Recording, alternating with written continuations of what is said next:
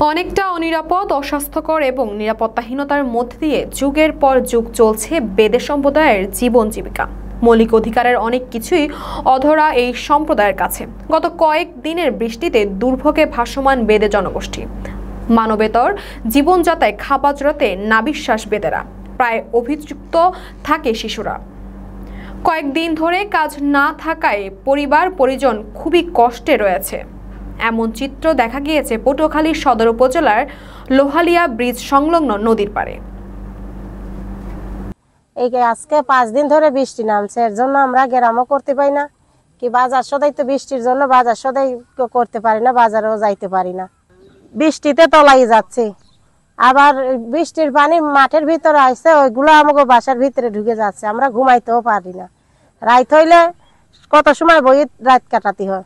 দিন ধরে বৃষ্টিতে না খাওয়া অবস্থা, রাইনতে বইতেও পারি না, লাঠি ভিজা। এই সকালের তার কেবল রাইনতেছি, গুড়া গাড়া না খাওয়া অবস্থা, সকাল ধরে কাইনতেছে। তারপর বৃষ্টি কমছে দিকে এখন রান্না করতেছে।